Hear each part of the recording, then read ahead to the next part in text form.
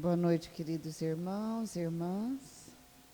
Graças a Deus, nos reunimos mais uma vez, hoje com o Dr. Paulo Cassiatore, que irá fazer a palestra da noite, que todos possam aproveitar, né, esses ensinamentos, que todos possam, unidos, elevarem o pensamento e saírem dessa casa com paz em seus corações.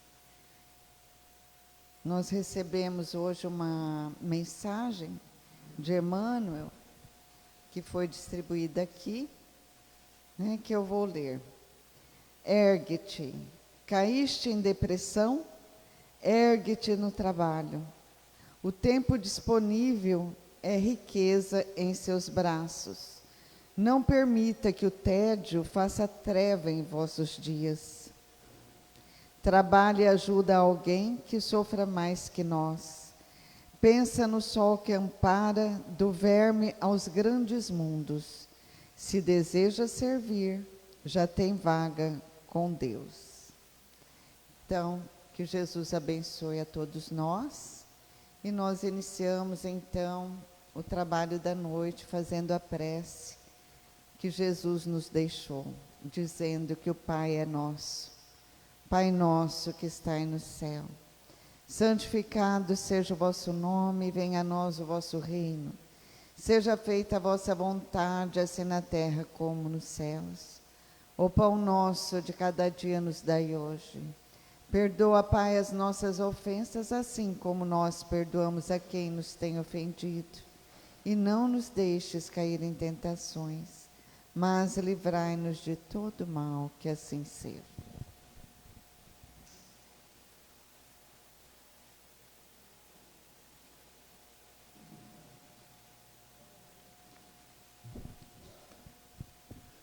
Boa noite a todos. Nós vamos comentar sobre... Nós vamos comentar sobre o tema a alma após a morte do corpo físico. Esse tema ele pode ser encontrado no Livro dos Espíritos, a partir da questão de número 149. E pesquisando sobre esse tema, até para que a gente pudesse encontrar orientações de outras religiões sobre o destino da alma após a morte, nós encontramos que todas as religiões que foi possível pesquisar, todas elas acreditam na continuidade da vida. Acredita que a alma, ela prossegue.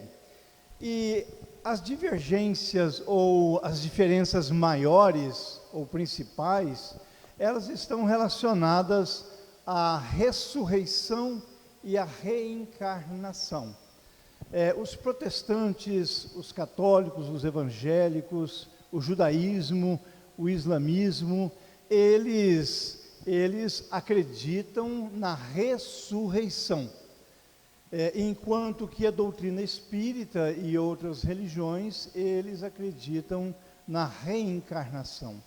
A ressurreição, ela é interpretada como a situação da alma que deixa o corpo físico e ele, então, permanece acordado ou dormindo até o juízo final, aguardando o final dos tempos, aguardando o retorno de Jesus, que assim fará o julgamento, e aí essa alma, ela retornará utilizando aquele corpo que deixou, aquele corpo que foi submetido a um processo de deterioração, aquele corpo que sofreu uma cremação, é o corpo que eles entendem que vai ser utilizado para o retorno deles ao mundo físico. O catolicismo, ele entende que após a morte, eles acreditam no céu, no inferno e eles acreditam também no, deixa eu ver aqui que eu já me esqueci, purgatório. Eles acreditam no purgatório. O julgamento, ele é feito logo após a morte. Aquele que foi bom, ele então seguirá para o céu.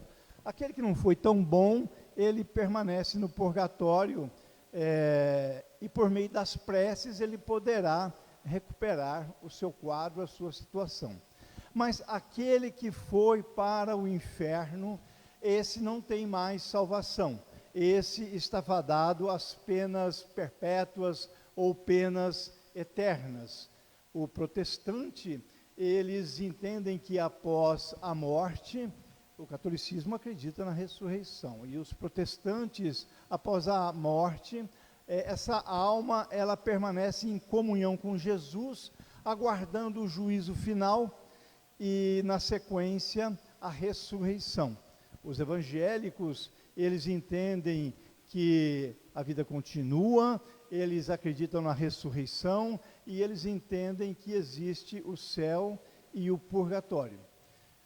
O judaísmo, eles acreditam na evolução da alma, do espírito, mas uma parte do judaísmo, ele se inclina para a ressurreição e uma outra corrente se inclina para a reencarnação. O islamismo, eles compreendem que Alá é quem fará o julgamento. Céu e inferno existem vários níveis, mas quando essa alma foi fiel ao divino, então ele irá para o paraíso, onde ele terá 72 virgens e 80.000 servos a atender às suas vontades e necessidades. Nós vamos encontrar ainda no candomblé, é uma religião de origem africana, eles acreditam na continuidade da vida, eles entendem que aqueles que foram bons, eles deverão seguir para Orum, que é o mundo dos ancestrais, mundo dos espíritos, e ali eles poderão progredir, mas aqueles que não foram tão bons, estes então permanecerão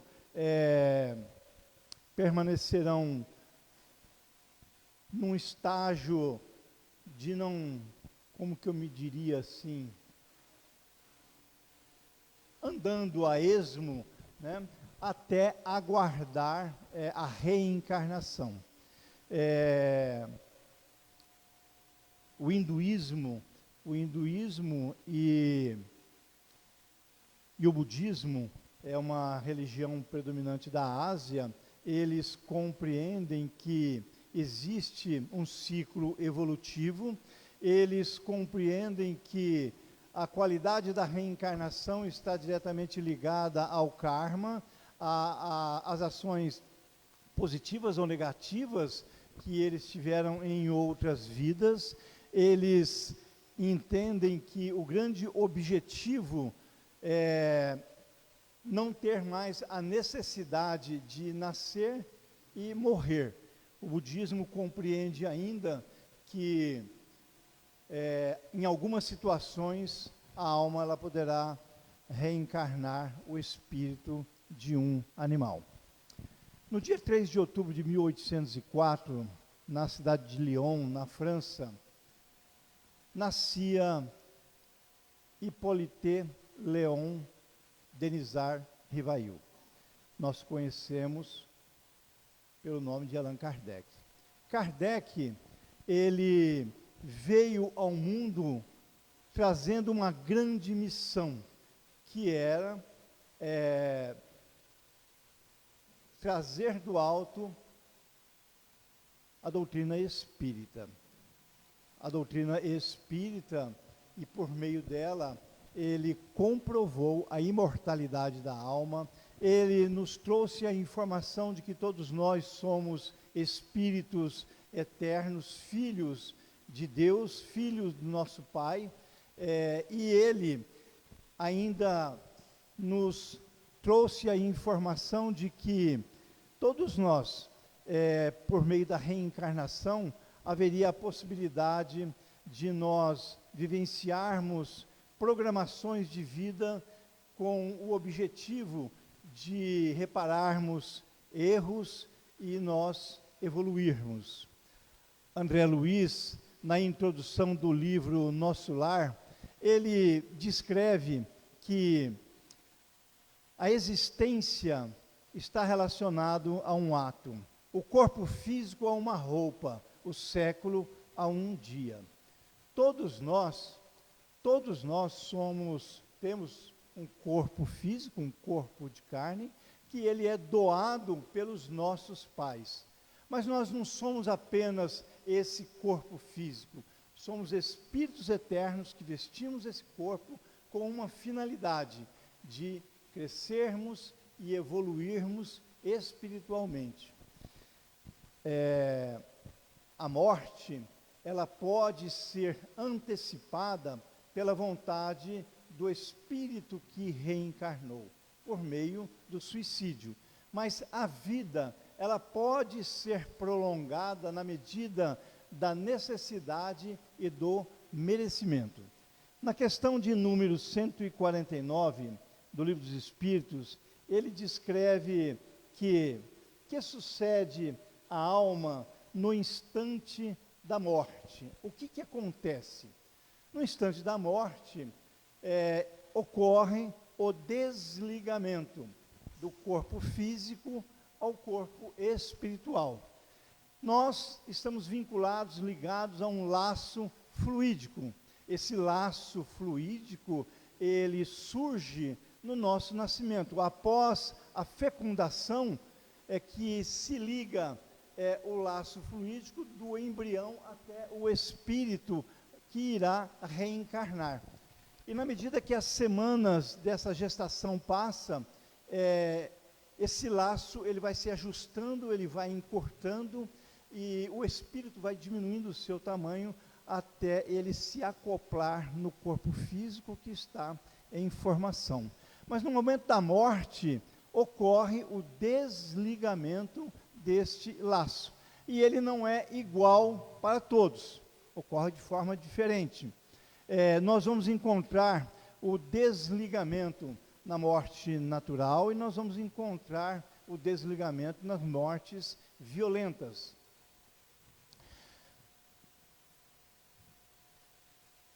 Esse desligamento ele pode ser suave, sem sofrimento e rápido, mas também ele poderá ser doloroso e demorar dias e horas. Quando o espírito que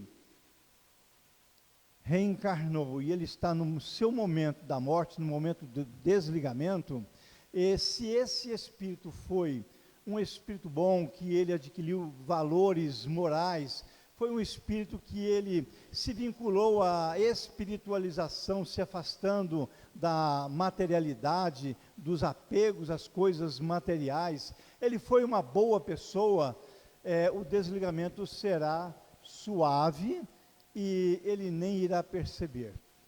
Mas se esse espírito, ele foi um espírito que ele viveu a vida, ele se preocupou, se vinculou aos seus desejos, aos seus anseios, às suas necessidades, aos seus vícios, foi um espírito que não se preocupou em se espiritualizar, fazer caridade, ligado às questões materiais. Por conta desse apego, ele terá dificuldade de deixar o corpo físico. Ele não vai querer deixar o corpo, porque ele não tem conhecimento de que a vida continua, e ele vai se apegar de todas as formas. Então, o desligamento para esse espírito será doloroso, poderá durar horas ou dias. Os espíritos que já são idosos, ou por conta de uma doença em fase terminal, eles poderão ter o desligamento ocorrendo antes mesmo da ocorrência da morte. Ele vai acontecendo aos poucos, de forma suave, e isso ajuda muito o espírito, por quê? Porque a partir do início do desligamento, ele vai ter uma dupla visão.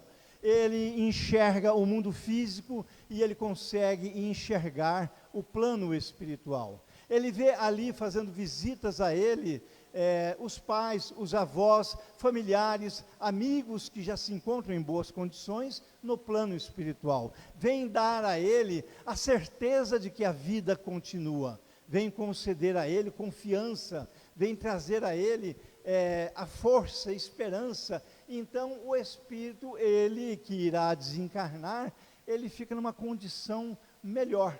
Então, esse é um quadro que ele pode acontecer. O processo do desligamento, ele dá início na região, no centro gástrico. E ocorrendo ali o desligamento, os membros inferiores, eles relaxam e dá início ao esfriamento dessa região. Na sequência, o desligamento ele vai ocorrer na parte emocional, no centro cardíaco, aonde os batimentos cardíacos eles irão diminuir, o coração ele entra num desequilíbrio completo. E na sequência, na região do cérebro, no centro coronário, onde esse desligamento é feito, me esqueci, no cérebro. Muito bem. Para aqueles espíritos que tiveram uma morte violenta, o desligamento ele só acontece após a morte do corpo físico. O suicídio direto ou indireto, ou o acidente com culpa, esses fatos, quando ocorrem, o corpo físico, ele está perfeito, ele está íntegro, ele possui muita vitalidade, muita energia vital. Então, o desligamento, ele não é possível acontecer justamente por conta dessa energia. Enquanto ela existir, o espírito permanece ligado ao corpo. E ali, então, ele passa a ter um sofrimento muito grande, porque ele fica sobreposto ao corpo, ele consegue respirar naturalmente, mas ele vai vivenciar todo o processo de deterioração da matéria, os vermes a comer as suas vísceras. Então é um sofrimento muito grande para esses espíritos. Uma outra situação que ocorre no momento da morte é a questão da consciência ou da inconsciência.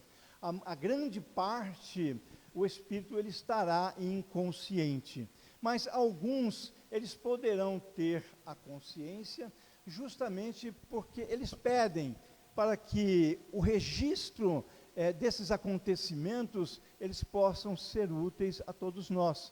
É o que aconteceu no livro Voltei, do irmão Jacó, ditado por Frederico Figner, quando ele descreve, ele pede a espiritualidade para que ele tenha consciência de todos os momentos. E ele descreve nesse livro, minuto a minuto, daquilo que vai acontecendo.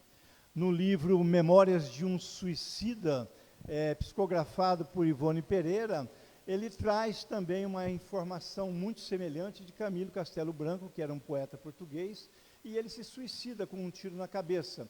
E ele descreve minuto a minuto de tudo aquilo que ele passa. Os 2 primeiros capítulos são terríveis, mas é um livro maravilhoso que todos nós deveríamos ler. Uma outra situação também nesse momento é o estado de confusão. Quando o espírito tem merecimento, após o desligamento, ele, ainda que vivencie uma certa perturbação, ele será acolhido e levado para hospitais nas colônias do plano espiritual. Mas quando o espírito ele não tem merecimento, é aquele que aproveitou a vida, que foi egoísta e etc., esse estado de confusão, ele pode permanecer por meses e anos. A grande parte daqueles que desencarnam, eles não têm consciência que desencarnaram. E muitos deles acordarão numa reunião mediúnica quando são chamados, quando são socorridos e trazidos para essa reunião mediúnica. Mas a grande maioria, eles não conseguem ter consciência do que ocorreu por causa dessa confusão mental que eles passam a vivenciar. Mas vamos pensar assim: já estamos desligados, e agora? Para onde é que nós vamos? Essa é a questão. Para onde que nós iremos? Já estamos soltos, o corpo físico está iniciando o processo de deterioração, já nos desligamos, bem ou mal, para onde é que nós vamos? Todos nós possuímos as nossas vibrações. Nós conseguimos enganar o homem, o ser humano, aqui na Terra. Mas do outro lado, por conta das nossas vibrações, nós temos peso e medida. Um espírito que não tem boa vibração, ele não consegue estar num lugar bom. Ele não vai se sentir bem. Não vai se sentir bem. Mesmo que seja levado, não tem jeito. Ele tem que se encaixar no local adequado às condições que ele possui. Muito bem. Então, na casa do Pai existem muitas moradas. A casa do Pai é o universo e as moradas são os diversos níveis, os diversos locais aonde nós poderemos nos encontrar. Nós temos os abismos e nós temos as trevas. Nós temos o umbral e nós temos as colônias no plano espiritual. Para aqueles espíritos que eles provocaram a dor e o sofrimento de uma forma coletiva para um número indeterminado de pessoas, eles foram maldosos, eles agiram com gosto, eles agiram porque queriam agir. Neste caso, eles serão recepcionados, logo após o desligamento, por espíritos trevosos daquela região, que a atuação desse desencarnado, ele provocou uma situação desagradável por facções contrárias, e ele será levado para os abismos, aonde ele se submeterá a um julgamento, ele será torturado e poderá permanecer trancafiado em prisões e outros locais, numa situação de sofrimento muito grande. Nós vamos encontrar também nas trevas uma situação semelhante, um pouco melhor, porque esse espírito que é levado para as trevas, ele é um espírito que causou um mal a determinadas pessoas, ou um número determinado de pessoas. Ele também queria praticar o mal. Então, do outro lado, ao se ver livre, ele vai ser recepcionado por facções contrárias, aonde o processo é idêntico. Será levado para aquela região nas trevas, ele será submetido a julgamento, será torturado, muitos serão hipnotizados para melhor servir o comando daquela região. O fato deles estarem nesses locais, são locais que não têm iluminação, a alimentação não é adequada, o ambiente não existe nenhum tipo de higiene, o corpo espiritual, ele vai se deformando, e muitos conseguem enxergar a uma condição de animal. Nas trevas acontece também de forma semelhante, no umbral também acontece dessa forma, e eles poderão ser socorridos. Eles poderão ser socorridos. Depois de um tempo, quem os socorre é a mãe. O que a gente percebe nas reuniões mediúnicas é a mãe que nunca esquece aquele filho, pode passar 100, 200, 300 anos, ela vai ao encalço, pede por ele, é a mãe que luta por este filho, e ele então, sendo buscado, retirado, tanto dos abismos, quanto das trevas, eles não têm a mínima condição de estar numa colônia. São tratados em pronto-socorro nessas mesmas regiões, e ali eles irão reencarnar. Não existe a mínima chance de serem preparados e etc. Eles se submeterão à reencarnação. Nós vamos encontrar na região do umbral aqueles espíritos que não foram bons, mas também não foram tão ruins. Eles foram egoístas, eles pensaram só neles, nos prazeres, nas sensações, viveram a vida, não deram a mínima importância para ensinamentos do Cristo, não praticaram nenhum tipo de caridade. Então, ao deixarem o corpo físico, obtendo essa liberdade, eles vão estar na região do umbral, irão vagar. Permanecerão vagando, a iluminação também não existe, passa sede, fome e frio. São submetidos a essas condições, num estado de perturbação, e com o passar do tempo, eles vão se adequando a essa condição, e eles vão se afinizando com aqueles que agem e pensam igual a eles. Então, o alcoólatra, eles vão se utilizar dessas pessoas encarnadas para satisfazer as suas necessidades no álcool, na droga, no sexo, no alimento e assim por diante.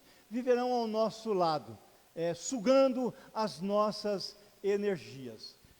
Quando tiverem o merecimento, né, então serão amparados e serão socorridos. No caso dos suicidas, direto, indireto, e aqueles que se envolverem em acidente com culpa, esses espíritos, após o desligamento, eles são atraídos para o vale dos suicidas. Eles serão levados a esses locais. O vale do suicida, ele é o inferno, propriamente dito. É um vale que ele, pelas descrições que eu obtive, ele percorre o planeta e ali se agrega todos aqueles que praticaram o suicídio.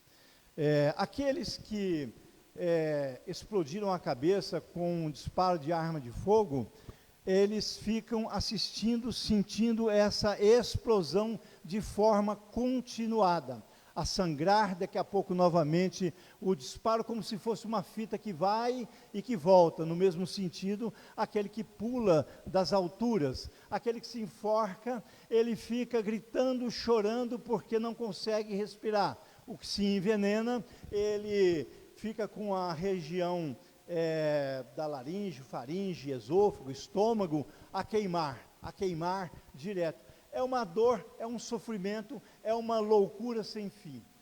Ele consegue sair dessa situação? Ele consegue. A partir do momento em que ele acordar, a partir do momento que ele tiver alguma noção, alguma clareza, por meio da prece, por meio da oração, então ele é pinçado e ele é levado aos hospitais de Maria. Quem cuida dos suicidas é Maria, mãe de Jesus.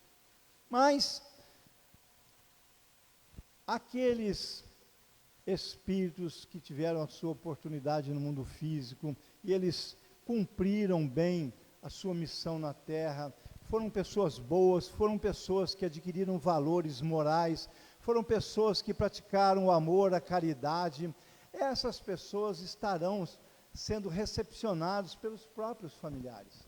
É a mãe, é um amigo, é o padre da paróquia, enfim, eles serão recepcionados por alguém que tem uma ligação afetiva. Serão levados aos hospitais no plano espiritual, nas colônias, com o passar de algum tempo, onde eles já estarão recuperados. Acontece justamente o inverso do que acontece com o corpo espiritual lá nas regiões das trevas.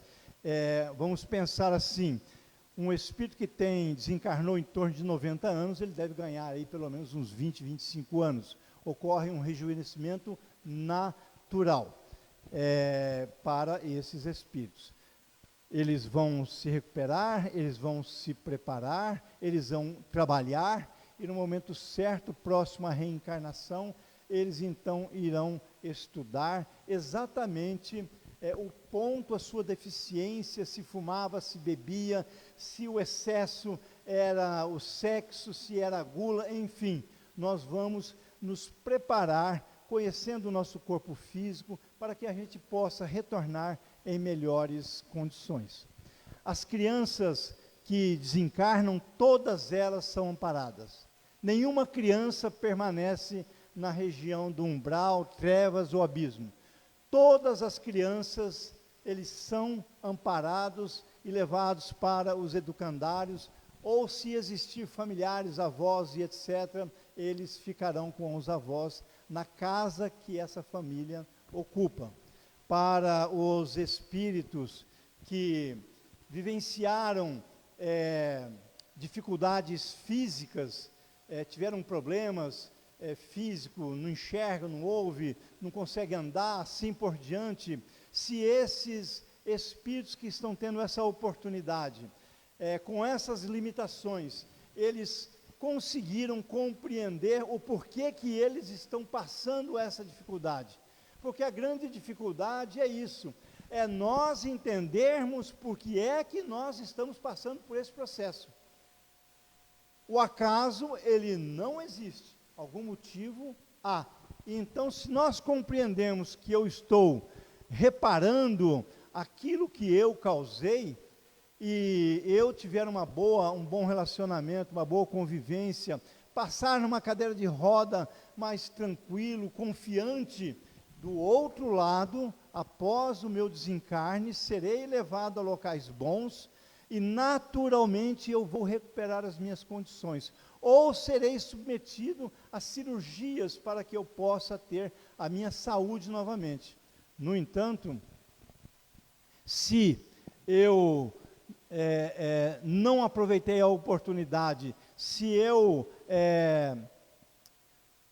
acabei atribuindo a culpa, a minha infelicidade, a Jesus, a Deus e etc., sempre fui uma pessoa revoltada por essas condições, eu vou estar do outro lado da mesma forma e provavelmente voltarei da mesma forma, porque não adiantou nada eu passar aqui 60, 70 anos sempre reclamando das minhas condições. O fato é que numa vida anterior eu aleijei muita gente. Agora, viver uma vida aleijado, não vou passar para cada vítima uma vida nessa forma, não, uma basta, mas é para que nós possamos acordar. As pessoas que são submetidas por vontade própria ou da família à cremação, a legislação brasileira exige 72 horas. Agora vocês imaginem, se é um espírito bom, vai estar fora. Mas se é um espírito daqueles que foi egoísta, que viveu a vida e assim e assado, eles estarão ali, ligados ao corpo, e vão suportar as labaredas e etc. Então, a doutrina espírita, ela nos auxilia dessa forma, fazendo com que a gente possa acordar. Todos nós que estamos encarnados, nós temos chance. Todos nós que estamos aqui, nós ainda temos chance de mudar as nossas atitudes, mudar a trajetória da nossa caminhada, para que a gente possa ter consciência, para que a gente possa ter um desligamento bom, para que nós possamos ter um período de confusão curtíssimo, para que nós possamos ser socorridos do outro lado e levados a um local bom na espiritualidade. E o costume da prece, ele é muito importante. O fato de nós adquirirmos o costume de orar, ao acordar junto com a nossa família, fazermos prece, agradecermos a noite de descanso, agradecermos o dia que nos oferece, o alimento logo cedo, o emprego, o trabalho, a saúde, agradecer e pedir o amparo, porque sem ele nós não somos nada. Eu sem o amparo, eu só faço caca. Então o amparo, ele é muito importante para nós. Na hora do almoço, no final da tarde, na hora de nós dormirmos, a prece. Você sabe por quê? Porque na hora da dificuldade, nós vamos lembrar da prece. Nós vamos lembrar, até mesmo no nosso pesadelo, você vai se lembrar de que orando aquilo vai passar. Então a gente tem que adquirir esse costume, esse hábito de fazer prece. Que todos tenham muita paz.